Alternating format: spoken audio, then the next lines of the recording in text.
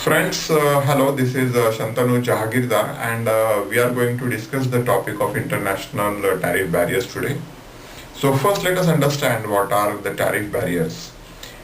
Tariff barriers are the barriers or restrictions which are imposed by the government of importing country against the free flow of these goods into their market. So when the goods are entering the government of import, the country of import, the government would like to restrict the free flow of these goods and therefore they will impose barriers, and these barriers are precisely the trade barriers. Trade barriers are of two types. The first category is called as a tariff barrier and the second category is called as a non-tariff barrier. Tariff barrier. What is tariff barrier? Tariff barrier is the use of tariff as a barrier to the free flow of goods into the country. Now what is tariff? Tariff basically here means taxes or duties which are imposed by the government of importing country on the imported goods in order to reduce their flow into the country that is importing the goods. So let us now discuss the tariff barriers in details. Tariff barriers are further classified into different types of barriers. They are classified on the basis of A. Direction, B. Purpose, C. Time length, D. Tariff rates, and E. Production, distribution or consumption. So let us first understand how the tariff barriers are classified on the basis of direction. On the basis of direction means which way the goods are flowing, whether the goods are flowing into the importing country, whether the goods are getting transited through a country, or whether the goods are going out of a country, that is exporting country. When importing country's government imposes the duty on the goods getting imported into the country, they will charge a duty or tariff which is called as import tariff. For example, when Indian government charges a duty on the goods getting imported in India, that is example of import tariff. The second category under this classification is export tariff. Suppose India is exporting wheat or sugar, and if Indian government imposes a duty on the goods getting exported out of India, then that would be the example of export tariff. So export tariff is the duty which is charged by the government of exporting country on the goods which are getting exported out of that country. The third category under this classification is called as transit tariff. There are many countries in the world that are landlocked, which means that they are surrounded by other countries and these countries do not have their own coastline. Example is Nepal or India, Nepal or Afghanistan. If you look at Nepal, Nepal doesn't have a port of its own. Similarly, Afghanistan. The goods which are getting imported by Nepal generally are unloaded from the ship in Kolkata port, and from Kolkata port in India, these goods are transported to Nepal by road. Similarly, majority of imports of Afghanistan is unloaded from the ship in the port of Karachi, and from Karachi they are transported up to the Afghanistan border and further inland into Afghanistan by road. So when goods are getting imported by landlocked countries, they have to transit through a third country. That third country is neither exporting country nor importing country.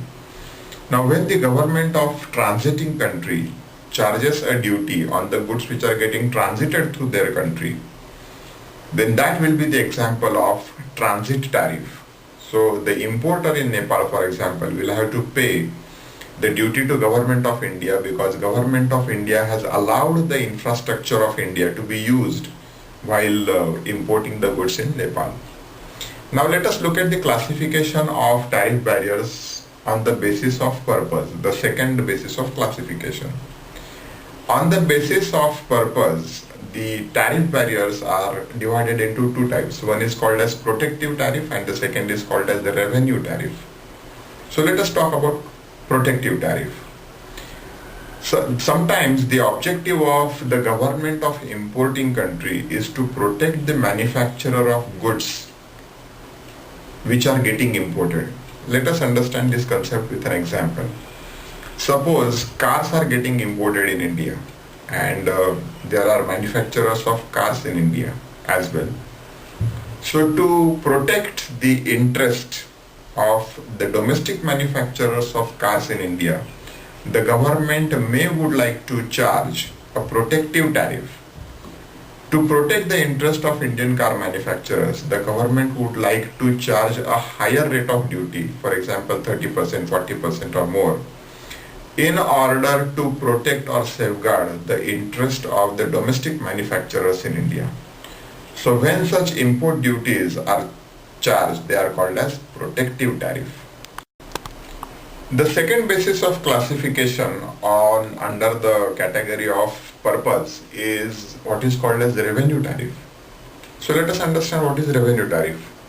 When the objective of the government of importing country is to generate revenue by charging a duty on the imported goods, then it is called as revenue tariff. Let us take example of this. 75% of crude oil that is consumed in India is imported. Now the government would not like to charge a protective tariff on crude oil because the domestic manufacturing or domestic production of crude oil is very small. Only 25% of crude oil that we consume in the country is produced domestically. And therefore, in cases such as crude oil, the government charges what is called as revenue tariff. Revenue tariff generally is of smaller value. For example, 5% or at the most 10%.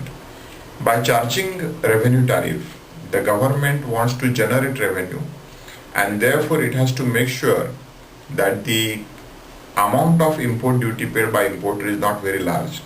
Because if the amount of import duty paid becomes very large, then the product will become expensive in the domestic market, and therefore consumers will find it expensive and therefore are likely to reduce their consumption, which will lead to reduction in demand for imported product, which will obviously lead to reduction in import, which will therefore lead to reduction in revenue by the government.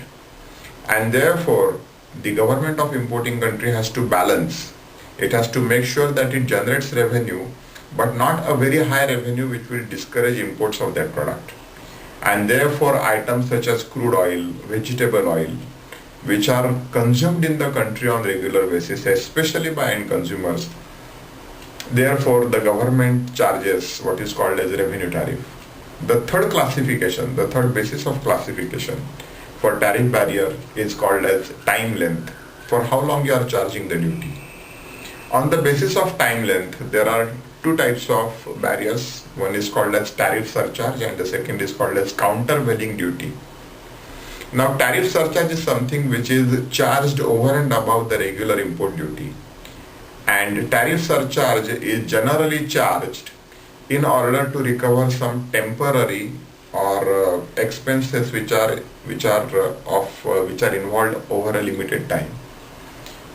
The example of tariff surcharge is, suppose a country goes to a war that leads to increase in expenses, and therefore when expenses of war are to be recovered, the government will charge what is called as tariff surcharge. So tariff surcharge is the additional duty which is charged over and above the import duty in order to recover expenses such as war. The second classification on this basis is called as countervailing duty. The meaning of the word countervailing is to cancel effect of something, and therefore countervailing duties are charged in order to offset or cancel effect of something.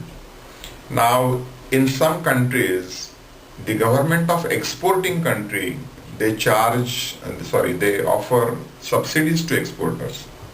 So government of exporting countries offering subsidies to exporters helps exporter in reducing the prices of the export goods.